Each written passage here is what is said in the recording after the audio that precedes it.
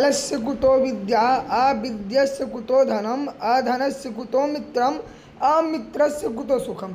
आपने ये श्लोक तो जरूर सुना होगा, नहीं तो इसको तो जरूर सुना होगा, जरूर आपने इसको सुना होगा। करत करत अभ्यास के जड़मति होत सुजान, रसरी आवत जात के सिल पर परत निशान। ये ऐसे युक्तियां हैं जो आपके पिताजी, आपकी माताजी, आपके शिक्षकगण प्रयोग करते होंगे। आज इसी से रिलेटेड हम टॉपिक का बात करेंगे, नीति शतकम, जो आपको नीति सिखलाएगा, आपके जीवन में नीति पूर्वक विचारों को प्रस्तुत करेगा। आइए हम शुरू करते हैं नीति शतकम को। नमो नमः, आप सभी का स्वागत है मेरे यूट्यूब चैनल संस्कृत पढ़ लो में। एक बार फिर से मैं आपके बीच प्रस्तुत हूँ एक नए वीडियो में। आज के इस वीडियो में हम देखेंगे BA Sanskrit honours second semester के छात्र एवं छात्राओं के लिए, अगर आप किसी भी यूनिवर्सिटी से पढ़ रहे हो बिहार के अंदर, Patna university, Patliputra university, Purnia university, Vaishali university, Magadh university, Patliputra university, Baba Saheb Bhimrao Ambedkar university, Lalit Narayan Mithila university, तो आपका जो सिलेबस है 2023 के बाद पूरी तरह से बदल गया। बदलने के साथ सभी यूनिवर्सिटी का सिलेबस एक समान हो गया है, सेम हो गया है। तो ये वीडियो सभी यूनिवर्सिटी के लिए, खास करके पाटलिपुत्रा यूनिवर्सिटी का अभी एग्ज़ाम होने वाला है 5 दिन के अंदर में, तो उनके लिए स्पेशल ये वीडियो। नहीं तो आप अगर नीति शतकम पढ़ना चाहते हैं, देखना चाहते हैं, तो इस वीडियो को देख सकते हैं। मेरा टेलीग्राम चैनल भी है संस्कृत पढ़ लो से बना हुआ, उस पर मैं वीडियो की PDF को डाल दूंगा। वीडियो जब ख़त्म हो जाएगा तो PDF रिवीजन के लिए मैं डाल दूंगा। आप लोग रिवीजन कर सकते हैं और अपने एग्ज़ाम में अच्छा नंबर ला सकते हैं। हर बार इस टॉपिक से, इस बुक से 10 से 15 नंबर का क्वेश्चन एग्ज़ाम में आता ही आता है। तो ये पहला भाग है। पहला भाग में 1 से लेकर के 20 से अधिक श्लोकों को देखेंगे, जितना श्लोक हो पाए। और एक बात ध्यान रखिए, यहाँ पर मैं कोई श्लोक को ही पढ़ूंगा और बाकी श्लोकों का मैं उच्चारण नहीं करूँगा, क्योंकि वीडियो ज़्यादा लंबा हो जाएगा और आप लोगों को दिक्कत भी होगा। शॉर्ट वीडियो रहेगा तो आप लोग देखिएगा भाई, देख करके आप लोग अच्छे से तैयारी कर पाइएगा। तो आइए हम वीडियो को शुरू करते हैं। सबसे पहले तो हम जानते हैं नीति शतकम को रचने वाले भर्तृहरि के परिचय के बारे में। नीति शतकम के रचनाकार कौन है? तो भर्तृहरि है। याद रखिएगा, ये प्रश्न 2 नंबर में आ सकता है ऑब्जेक्टिव में। नीति शतकम के रचनाकार कौन है? तो भर्तृहरि है। भर्तृहरि 6000 ईसा पूर्व, 6000 ईस्वी पूर्व इस धरती पर आए थे। इस भारत देश में संस्कृत साहित्य के जगत में जन्मे थे। आइए हम देखते हैं उनके बारे में। संस्कृत साहित्य के प्राचीन यशस्वी कवि, वंश की तरह श्रेष्ठ कवि भर्तृहरि की कविता जितनी लोक प्रसिद्ध है, उनका व्यक्तित्व उतना ही अज्ञात है। इतिहास उनके विषय में एकदम मौन होने से हम आज उनकी परिस्थिति और जीवन चरित्र से अपरिचित हैं। कर्ण परंपरा के आधार पर कुछ लोग उन्हें राजा के रूप में देखते हैं, किंतु उनके रचित शतकत्रयी से राजस्वी भाव नहीं झलकता।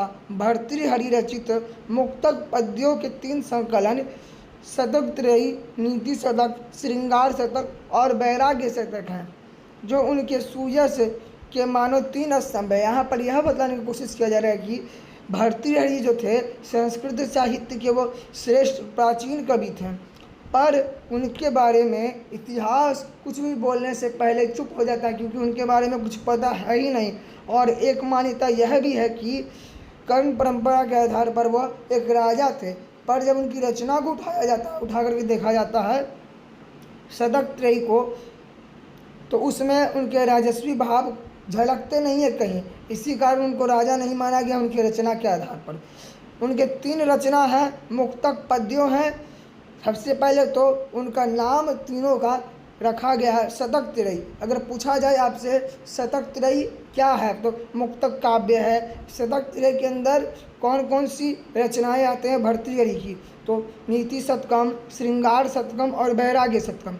अब आइए, इनके 3 स्तंभ माने जाते हैं ये तीनों रचना, और इन्हीं तीनों की रचना के आधार पर भर्तृहरि बहुत श्रेष्ठ कवि माने गए हैं संस्कृत साहित्य में। अब आगे बढ़ते हैं, नीति शतक के बारे में अब जानते हैं। जो हम पढ़ने वाले हैं नीति शतक को, अब उसके बारे में जानते हैं। भर्तृहरि के शतकत्रयी में से प्रथम शतक है, अर्थात जो नीति शतकम है सबसे पहला रचना है भर्तृहरि का, और ये सबसे पहला शतक है। आपसे प्रश्न पूछा जाएगा भर्तृहरि के द्वारा क्या रचा गया था, तो नीति शतक रचा गया था। ऑप्शन दिया जाएगा रघुवंश महाकाव्य, कालिदास का मेघदूतम, किरातार्जुनीयम कृत, भार्गवी कृत किरातार्जुनीयम, और एक दिया जाएगा आप लोग को नीति शतकम कृत भर्तृ।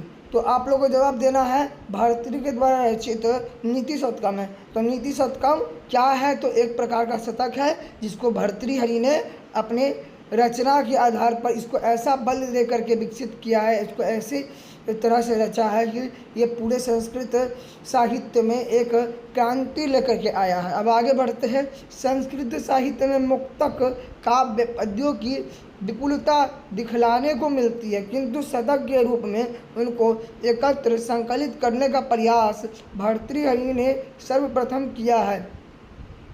उनके पूर्व किसी कवि की शतक के रूप में कोई रचना देखने में नहीं आई। कोई भी कवि नहीं थे इनसे पहले जो शतक के रूप में कोई भी रचना किए होंगे, पर इन्होंने सबसे पहले शतक के रूप में मतलब 3 ऐसे महाकाव्य को रच दिया जो संस्कृत साहित्य में अमर हो गया है। वो जीवन जीने की कला सिखलाती है। अब नीति शतक क्या सिखलाता है हमको वो भी जानते हैं। नीति शतक में कवि ने परोपकारिता, वीरता, साहस, उद्योग, उदारता जैसे उदात्त गुणों को ग्रहण करने के लिए आग्रह किया है। आप परोपकार करें, वीरता दिखाएं, साहस करें, उद्योग बनाएं, अपना उदार बने, दयावालु बने, आप दूसरी की मदद करें। यही उदात्त गुण मतलब अच्छे गुण को बतलाने का प्रयास, ग्रहण करवाने का प्रयास भर्तृहरि कर रहा है, जिसको प्राप्त करने पर समस्त मानवता का कल्याण हो सके। इनका एक ही लक्ष्य था कि आप मानवता के कल्याण के लिए आप इस ज्ञान को प्राप्त करें, इसको आप समझें। अब आइए हम शुरू करते हैं नीति शतकम को। मैंने पहले ही बोल दिया जो श्लोक मैं नहीं पढ़ूंगा, आप ये मत मानिएगा कि ये श्लोक मैंने इसलिए नहीं पढ़ा क्योंकि ये श्लोक थोड़ा सा बड़ा है। इसके पीछे कारण यह है कि वीडियो बड़ा हो जाएगा, इसी कारण मैं श्लोक को छोड़ते हुए चलूँगा और आप लोग अपने से श्लोक पढ़ करके, मैं हिंदी समझाते चाहूँगा क्योंकि हिंदी ही आता है एग्ज़ाम में, श्लोक दिया रहता है उसका हिंदी लिखना रहता है। और मैं लास्ट में बतलाऊँगा भी कि आप किस तरह से श्लोक के बिना अर्थ जाने भी उसके बारे में बहुत कुछ लिख सकते हैं। आइए हम शुरू करते हैं। सबसे पहले तो भर्तृहरि कृत जो नीति शतकम है उसके व्याख्याकार पंडित राजेश्वर केशव शास्त्री के द्वारा यह है। तो यहाँ पर इन्होंने मंगलाचरण से स्टार्ट किया है। भर्तृहरि ने क्या कहने का कोशिश किया है आइए देखते हैं। थोड़ा सा त्रुटि रह जाए श्लोक पढ़ने में तो क्षमा कीजिएगा क्योंकि कुछ दिक्कत है, कुछ परेशानी, इसी कारण त्रुटि हो जाएगा। दिग्कालाध्ययन वंचिनान अंत चिन्ह मात्र मूर्तये स्वानुभुक्त एक मानाय नमः शांताय तेजसे। अब हिंदी अर्थ को जानेंगे हम, पूरे श्लोक के हिंदी अर्थ को जानते हैं। आइए देखते हैं। दिशा और काल से अनवंचिन अर्थात परिमित ना किए गए अनंत चैतन्य स्वरूप स्वानुभुक्त एक गम्य ज्योति स्वरूप ब्रह्म को नमन। यहाँ पर कैसे ब्रह्म को नमन किया जा रहा है? जिनका कोई सीमा नहीं है, जो सभी जगह वास करते हैं, जो चैतन्य स्वरूप हैं, स्वानुभुक्त है, ज्योति स्वरूप है, जो सारे दिशा में वास करते हैं, काल में वास करते हैं, उनको नमन किया गया है। वैसे ब्रह्म को नमन किया गया है। अब आइए हम आगे बढ़ते हैं। याम चिंतयामि सततम मयि सा विरक्ता सा अप्यनमीक्ष्यति जनम स जनो अन्यसक्तम अस्मत् कृते च परितिप्यते काचिदन्या धिक त्वां च मदनम च इमाम च माम च। अब इसके हिंदी अर्थ को जानते हैं। जिस स्त्री का मैं अहोरात्र चिंतन करता हूँ वह मुझसे विमुख है, वह भी दूसरे पुरुष को चाहती है। उसका अभिष्ट वह पुरुष भी किसी अन्य स्त्री पर आसक्त है तथा मेरे लिए कोई अन्य स्त्री अनुरुक्त है, अतः उस स्त्री को, उस पुरुष को, कामदेव को मेरे में अनिरुक्त इस स्त्री को तथा मुझे धिक्कार। यहाँ पर सभी को धिक्कार दिया जा रहा है। कोई पुरुष है जो किसी स्त्री को दिन रात चाहता है, कोई फिर वह स्त्री किसी और पुरुष को चाहती है, फिर वह स्त्री किसी और पुरुष को चाहता है। मतलब यहाँ पर यह बतलाने की कोशिश किया जा रहा है कि जिससे आप प्यार करते हैं वह किसी और को चाहे, फिर वह दूसरे को चाहे, तो वह सभी को यहाँ पर धिक्कारित किया गया है। जो आपको छलने का प्रयास किया जा रहा है इस समाज में, तो उसको धिक्कार करने का कोशिश किया गया। किसके द्वारा? भर्तृहरि के द्वारा। अब आगे बढ़ते हैं। अज्ञः सुखमाराध्य सुख तरमाराध्यते विशेषज्ञः ज्ञान लब दुर्विदग्धं ब्रह्मा अपि त्वं नरम न रंजति। जो कुछ ना जानता हो अर्थात मूर्ख को सरलता से प्रसन्न किया जा सकता है। बहुत जानने वाला अर्थात विशेषज्ञ को तो अनायास प्रसन्न किया जा सकता है, परंतु ज्ञान के लेश मात्र को पाकर दुर्विदग्ध हुए मनुष्य को ब्रह्मा भी प्रसन्न नहीं कर सकता। मनुष्य की तो बात ही क्या है। यहाँ पर यह बतलाने की कोशिश किया गया कि जो अधकचरा ज्ञान प्राप्त करके आधा अधूरा ज्ञान प्राप्त कर लेते हैं तो उसको ब्रह्मा भी प्रसन्न नहीं कर सकते हैं, तो हम मनुष्य को हम कैसे प्रसन्न कर सकते हैं? मनुष्य की क्या बात ही हम कर सकते हैं।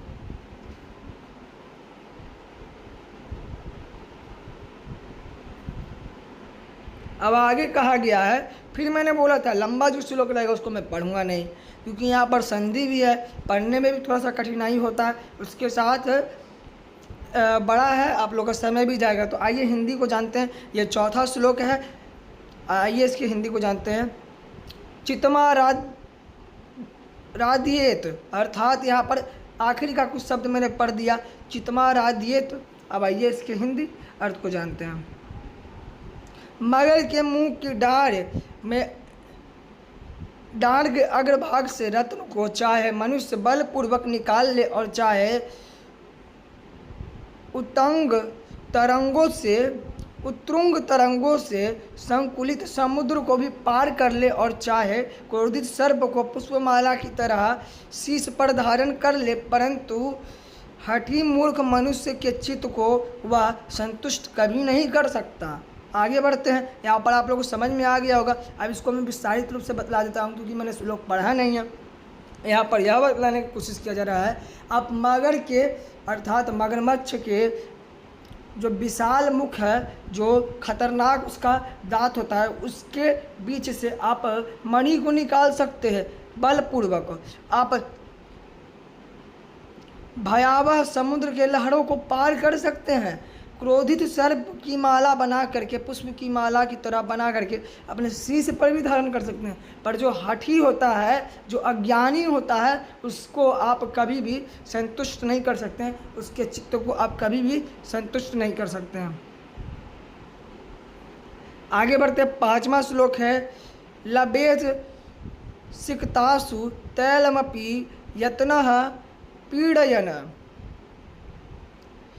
पिबेच मृग तृष्णकासु सलीलं पिपासादितः कदाचिदपि पर्यटं छस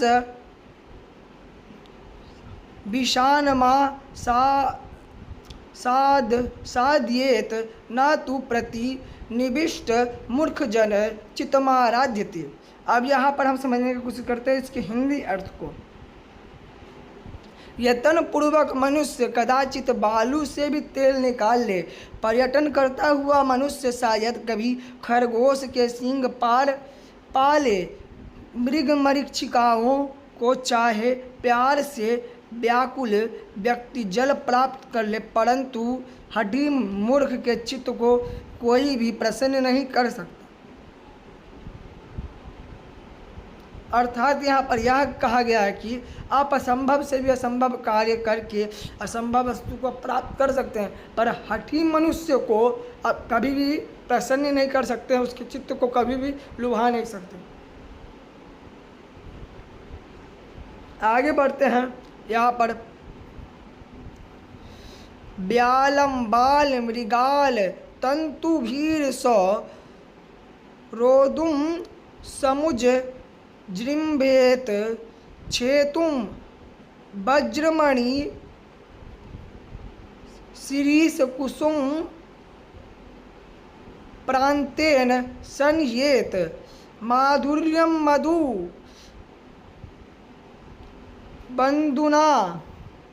बुंदुना रचयितुं क्षाराम बुधे रिहेत नेतुं वाञ्छति यह खलान पति सतासक्त सुधास्यन दिभी। अर्थात यहाँ पर यह कहने की कोशिश किया गया है कि देखिए मेरे मित्रों, हम थोड़ा तोड़ तोड़ के पढ़ रहे हैं क्योंकि यहाँ पर संधि है तो सब पढ़ने में कठिनाई हो रहा है, पर मैं पढ़ने का कोशिश कर रहा हूँ। आप लोग अन्यथा मत लीजिएगा कि मैं गलत पढ़ रहा हूँ, अगर गलती हो जाए तो क्षमा कीजिएगा।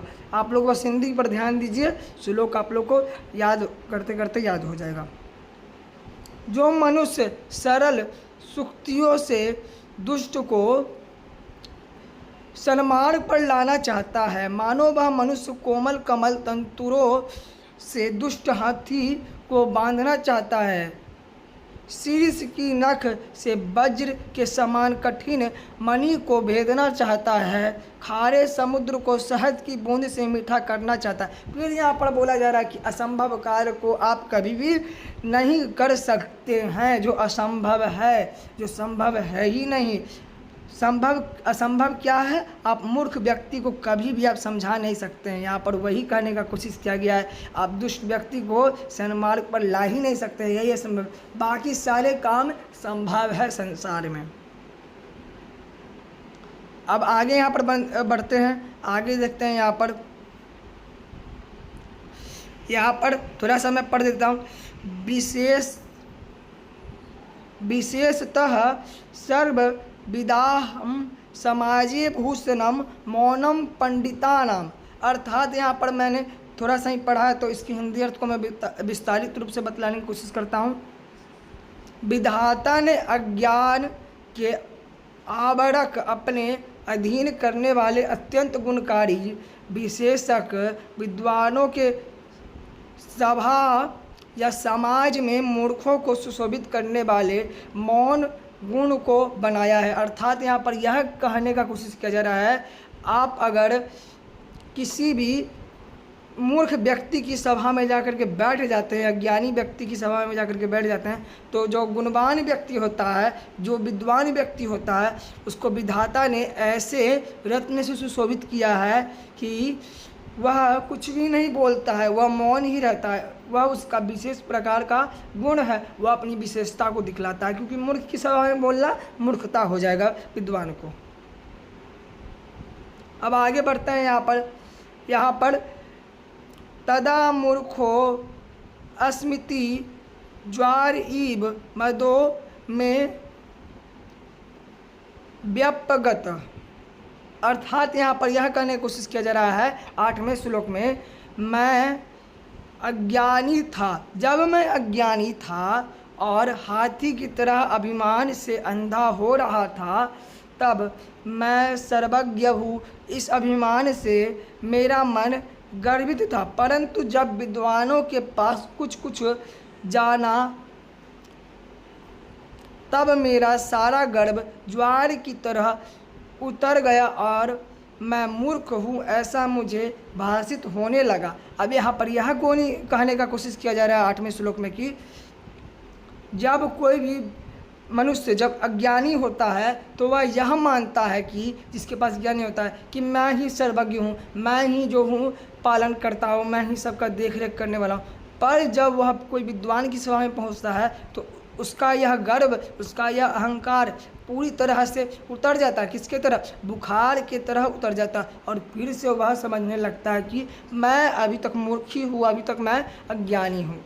आइए अब आगे बढ़ते हैं हम।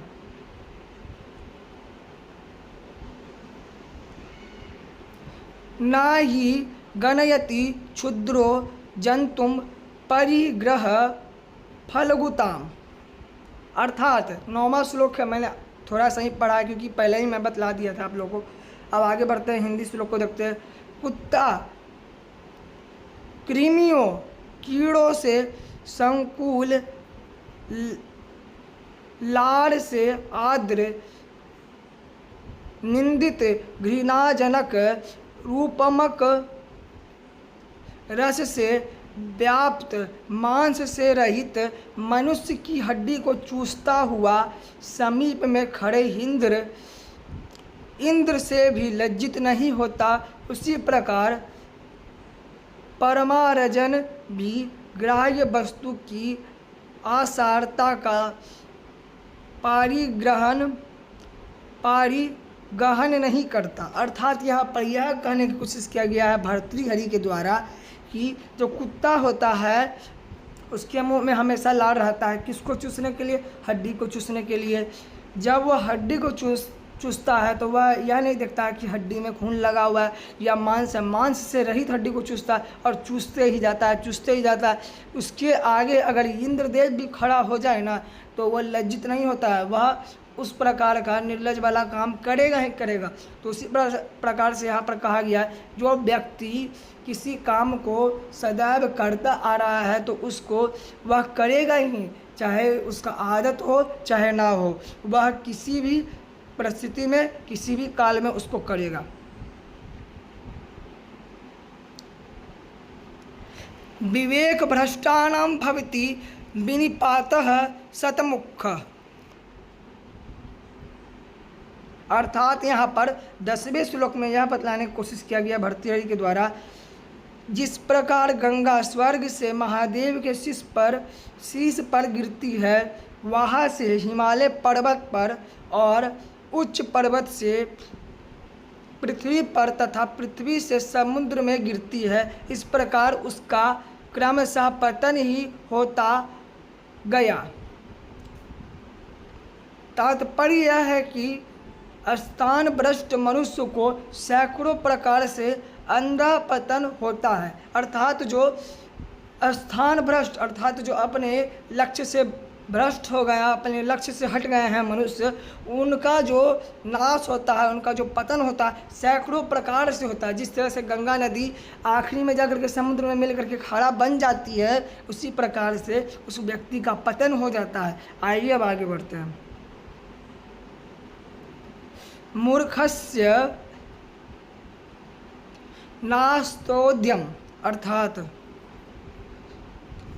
मूर्खस्य नास्तोद्यम, अर्थात यहाँ पर 11वें श्लोक में कहा गया है कि, फिर मैंने बोला क्या था, इस श्लोक पढ़ूंगा, थोड़ा सा ही पढ़ूंगा। अब यहाँ पर हिंदी अर्थ को अब जानने का कोशिश कीजिए। हिंदी अर्थ का आप हिंदी पकड़ के रखिए, वही आपका काम देगा। श्लोक तो आप लोग याद कर सकते हैं, श्लोक मैं पढ़ भी दूंगा तो आप लोग याद नहीं कर पाइएगा कम समय में। अग्नि जल से सूर्य की धूप, छाते से हाथी को, तृण अंकुश से मदोन्मत्त बैल और गधे को दंड से, रोग का निदान औषधों के सेवन से, विष का उपशमन अनेक मंत्रों के प्रयोग से, इस प्रकार शास्त्रों में सबकी औषधि का कथन है परंतु मूर्ख की औषधि का कथन नहीं। फिर यहाँ पर बतलाने की कोशिश किया जा रहा है कि जो मूर्ख व्यक्ति होता है उसका कोई भी औषधि नहीं होता, उसके लिए कोई भी दवाई नहीं बनाया गया। जो मूर्ख है पर आप सूर्य की गर्मी को छाता से झेल सकते हैं, अग्नि को जल से बुझा सकते हैं, हाथी को आप तृण से बांध सकते हैं, आप बैल को दंड दे करके, उसके बाद फिर गधे को दंड दे करके आप रोग को औषधि से सेवन से उसको रोक सकते हैं। विष का निदान मंत्र उच्चारण से हो सकता है, अनेकों मंत्रों से हो सकता है, पर मूर्खों का औषधि इस संसार में नहीं बना है। आगे बढ़ते हैं। साहित्य कला साहित्य संगीत कला विज्ञ साक्षात् पशु पृक्ष विषाणहीन तृणं न खादनपि जीव मानस तदा भागधेयम परमम पशुनाम। फिर यहाँ पर मैं कहूँगा, तोड़ तोड़ के पढ़ रहा हूँ, लयबद्ध नहीं पढ़ रहा हूँ, क्योंकि यहाँ पर संधि है, थोड़ा सा संभाल बूझ करके पढ़ना पड़ता है, क्योंकि अगर संभाल बूझ करके नहीं पढ़ूंगा तो फिर आप बोलिएगा कि गलत पढ़ रही हैं। अब आगे बढ़ते हैं, इसके हिंदी अर्थ को जानते हैं। ये श्लोक हो सकता है आपके एग्जाम में आ जाए। जो मनुष्य साहित्य तथा संगीत आदि कलाओं से अपरिचित है, वह पूछ तथा सींग के बिना साक्षात मूर्तिमान पशु ही है। घास न खाकर भी ऐसा मनुष्य जो जीता है, तो यह पशु का परम सौभाग्य। अर्थात यहाँ पर पशु के गुण को बतलाया गया। अगर आप साहित्य कला से अनभिज्ञ हैं तो आप पशु ही है। बिना सींग वाले पशु हैं साक्षात, अब मूर्तिमान एक पशु ही है। अब घास ना खाए वो अलग बात है, पर आप पशु है। आइए अब हम देखते हैं, ये श्लोक भी बहुत इंपॉर्टेंट है, ये श्लोक आपके एग्जाम में आ सकता है। एषाम न विद्या न तपो न दानम ज्ञानम न शीलम न गुणो न धर्मः ते मर्त्यलोके भूभि भारभूता मनुष्य रूपेण मृगाः चरन्ति।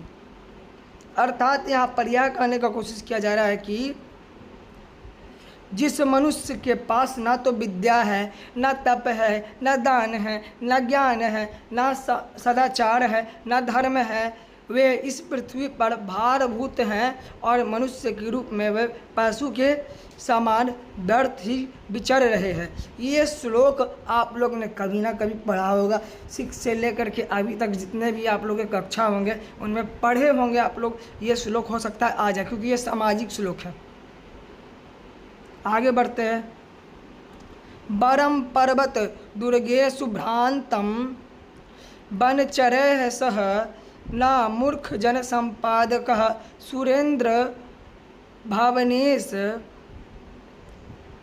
बपी। अर्थात यहाँ पर यह कहने की कोशिश किया है भारवी के द्वारा कि वनवासी के साथ पर्वत और दुर्गम मार्ग में भ्रमण कर लेना अच्छा है, परंतु मूर्ख लोगों के साथ इंद्रिय के भावना में रहना, इंद्र के भावन, यहाँ पर थोड़ा सा त्रुटि हो गया, क्षमा कीजिएगा, इंद्र के भवन में रहना सुखबह नहीं है। अर्थात यहाँ पर यह को कहने का कोशिश किया गया, आप वनवासी के साथ वन में चल सकते हैं, दुर्गम मार्ग पर चल सकते हैं, दुर्गम पर्वत पे आप चल सकते हैं अच्छे लोगों के साथ, पर आप मूर्ख के साथ कभी भी इंद्र की सभा में आप बैठ नहीं सकते हैं, क्योंकि मूर्ख जो होता है उसके साथ आप अगर बैठिएगा अच्छे लोग तो आप भी मूर्ख बन जाइएगा, उसके मूर्खपना से आप परेशान हो जाइएगा। अब यहाँ पर देखते हैं हम 15वें श्लोक को।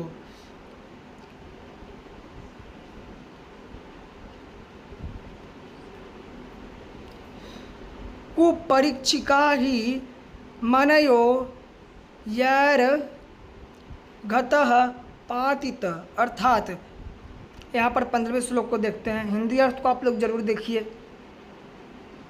जो शास्त्र से भूषित शब्दों से मनोहर वचनों वाले तथा शिष्यों को देने वाले विद्या वाले प्रसिद्ध कवि विद्वान किसी राजा के राज्य में निर्धन होकर रहते हैं, तो यह उस राजा शासक की मूर्खता है। विद्वान तो धन के बिना भी राजा ही है, क्योंकि जिस कुपरीक्षक ने महार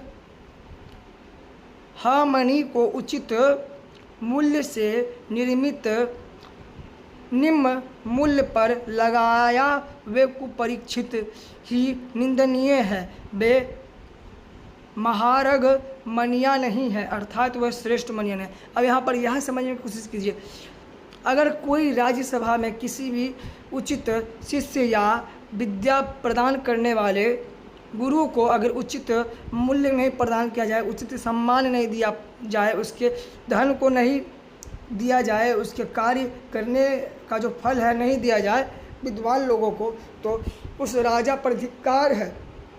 वह वह राजा मूर्ख है, मूर्ख के समान है। वह परीक्षित कुपरीक्षित, वह अच्छा परीक्षित नहीं है। यहाँ पर यही बतलाने की कोशिश किया। इसी कारण मूल्य व्यक्ति का मूल्य होना चाहिए, अमूल्य उसको नहीं बनाना चाहिए। अब आगे बढ़ते हैं हम।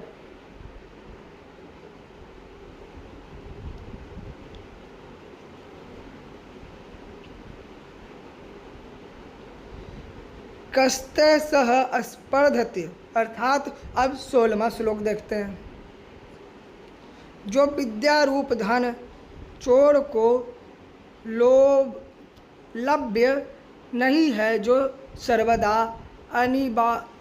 अनिर्वाचनीय सुख प्रदान करता है, याचक विद्यार्थियों को दिए जाने से सदैव अभिनियुक्ति को प्राप्त होता है, ऐसा विद्वानों का विद्यारूपी सुगुप्त धन है, जो कल्पों का अंत होने पर भी नष्ट नहीं होता।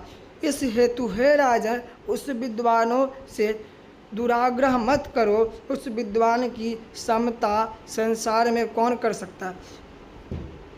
अगर किसी के पास ऐसा ज्ञान है जो कल्पों कल्पों तक अंत नहीं हो सकता है, जैसे भगवान के पास ऐसा ज्ञान है जो वह हर कल्प में देते हैं, गीता के स्वरूप में, रामायण के स्वरूप में, अनेक प्रकार से वह अवतरित होकर के अपने ज्ञान को बांटते हैं। महर्षि मुनियों हर बार आते हैं, हर बार अपने ज्ञान को बांटते हैं, तो वह कभी भी नष्ट नहीं होता है।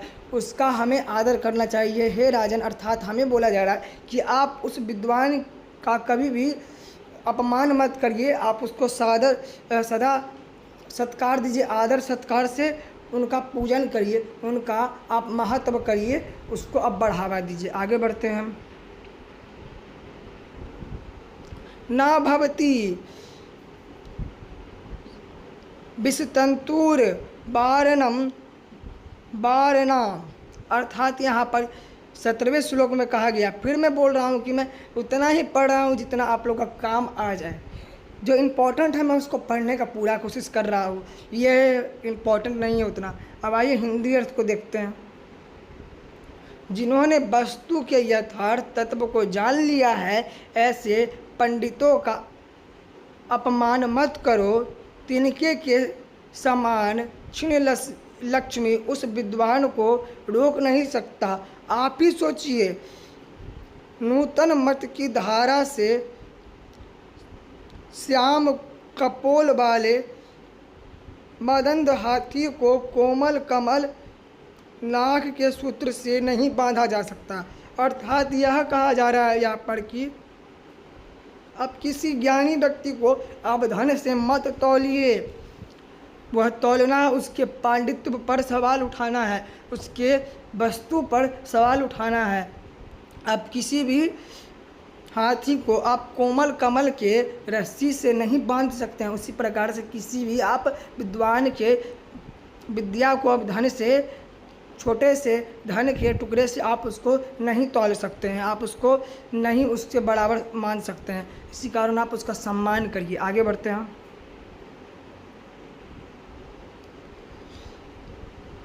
न त्वस्य दुग्ध जल भेद विधो प्रसिद्धा वैदग्ध्य कीर्तिम पहर्तुम समर्थ। अर्थात यहाँ पर यह कहने का कोशिश किया जा रहा है कि अंततः क्रोधित होकर विधाता भी अधिक से अधिक हंसों के कमलिनियों के वन में निवास रूप विलास को भी नष्ट कर सकता है, किंतु हंस की दूध का दूध, पानी का पानी कर देने की जो जगत विख्यात चतुरता है, उसको विधाता कभी भी नष्ट नहीं कर सकता। अर्थात यहाँ पर यह कहने की कोशिश किया जा रहा है कि हंस को दुखी कर सकता है। हंस अर्थात मनुष्य को विधाता दुखी कर सकते हैं, पर उसके अंदर जो विधाता ने खुद कला भर दिया है, जो उसके अंदर बचपन से भरा हुआ जो उसके अंदर कला है, जैसे हंस के अंदर दूध को पीने की कला होती है और पानी को छोड़ देने की कला होती है। अगर आप दूध और पानी मिला करके देते हैं हंस को, तो हंस क्या करता है, दूध को पी जाता है और पानी को छोड़ देता है। तो उस कला को, उस जगत विख्यात चतुर्थता को कभी भी विधाता नष्ट नहीं कर सकते। उसको नष्ट कर सकते हैं पर अपने बनाए नियम को कभी भी विधाता नहीं बदल सकते हैं।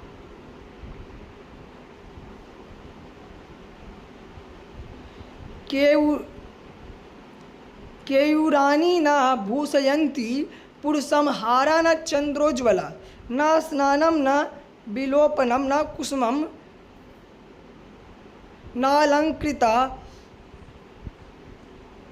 मूर्धजा। अर्थात यहाँ पर यह कहने का कोशिश किया गया है कवि के द्वारा 19वें श्लोक में, मनुष्य को ना तो बहुभूषण आभूषित करते हैं और ना चंद्र निर्मल हार, ना स्नान, ना चंदनानुलेपन पुष्प और ना केशों का अलंकृत विन्यास। एकमात्र संस्कारी वाणी ही धारण करने पर मनुष्य को अलंकृत करती है। कला के प्रभाव में सभी आभूषण निश्चय ही नष्ट हो जाते हैं, परंतु वाणी का आभूषण सदा भूषित ही रहता है। अर्थात यहाँ पर यह कहने की कोशिश किया जा रहा है कि मनुष्य जितने प्रकार के श्रृंगार कर ले, वह सोना चांदी पहन ले, वह चंदन लगा ले, वह पुष्पों की माला पहन ले, वह केसर लगा ले, अपने बाल को सजा ले, पर वह कभी भी इनसे सुशोभित नहीं दिखता है। सुशोभित किससे दिखता है? वह अपनी वाणी से सुशोभित दिखता है, अपनी वाणी की भूषण से वह सुशोभित दिखता है और वह सदैव के लिए सुशोभित दिखता है। आगे बढ़ते, विद्या नाम नरस्य रूपम धिकम प्रक्षण गुप्तम धनम विद्या भाग करोति भोग करोति यशः सुख करी विद्या गुरुनाम गुरु। विद्या बंधु जनो विदेश गमने विद्या परम दैवतम विद्या राजसु पूज्यते ना ही धनम विद्या विहीन पशु। अर्थात ये श्लोक बहुत इंपॉर्टेंट है, हो ना हो ये आपके एग्जाम में आ सकता है। 3-4 श्लोक मैंने बतलाया है, उसमें से आ सकता है। जो इम्पोर्टेंट है ये नैतिक भी है और आपने इसको कभी ना कभी तो जरूर सुना होगा। आइए इसकी हिंदी अर्थ को देखते हैं। मनुष्य का विद्या नामक एक ही महनीय रूप है, अर्थात एक महान रूप है मनुष्य का। क्या? विद्या नामक महान रूप है और यह अति गूढ़ आंतरिक ज्ञान रूप धन है। मतलब अंदर का ज्ञान रूप ये धन है, अंदर में वास करने वाला यह विद्या रूपी धन है। विद्या राज्य यशादि भोग को देने वाली तथा यश और सुख को प्रदान करने वाली है। यह गुरुओं की भी गुरु है। विदेश गमनावसर अर्थात विदेश जाने वाले व्यक्ति, इसके हिंदी अर्थ को देखते हैं। विदेश गमनावसर में यह बंधु है। विद्या परमात्मा भूत है। विद्या ही राजा राज्य में पूजित होती है, धन नहीं। इस हेतु विद्या से हीन व्यक्ति पशुवत है। अर्थात यहाँ पर क्या कहने का कोशिश किया जा रहा है कि विद्या जो है आपके अंदर एक विशेष गुण है, विद्या एक छुपा हुआ गुण है। विद्या विदेश जाने पर वह बंधु के समान काम आता है। अगर आप विद्या नहीं आपके अंदर होगा, बोलने की कला नहीं होगी, उस लैंग्वेज पे पकड़ नहीं होगा, जैसे आप विदेश गए तो इंग्लिश नहीं बोलने आता है, तो आपका जो विद्या रहेगा, जो बोलने की कला रहेगा, वही आपके बंधु के रूप में काम आएगा। तब जाकर के आप खाना खा सकते हैं, आप किसी भी प्रकार का व्यापार कर सकते हैं। विद्या परमात्मा के स्वरूप के समान है, परमात्मा के तरह, और ये गुरुओं का भी गुरु है। विद्या जैसा धन हो नहीं सकता है और विद्या राजा के सभा में पूजा ही जाता है, ना कि धन। धन कभी भी नहीं पूजा जाता है राजा की सभा में। अगर आपके पास विद्या है तो आपको धन भी प्राप्त हो जाएगा, पर धन से कभी भी विद्या नहीं खरीदा जा सकता है। और विद्या विहीन जो होता है मनुष्य, वह पशुवत अर्थात पशु के समान होता है। यहाँ पर यही हम समझाने की कोशिश किया गया। अब यहाँ पर मेरा एक चैनल है संस्कृत पढ़ लो, इस पर मैं इस PDF को डालूँगा। टेलीग्राम चैनल भी है और यूट्यूब चैनल भी है। यूट्यूब चैनल पर वीडियो जाएगा और टेलीग्राम चैनल पर वीडियो PDF दोनों चला जाएगा, जिससे आप रिवीजन कर सकते हैं। मेरा एक ही उद्देश्य, सर्वत्र संस्कृत सहज संस्कृत। नमो नमः।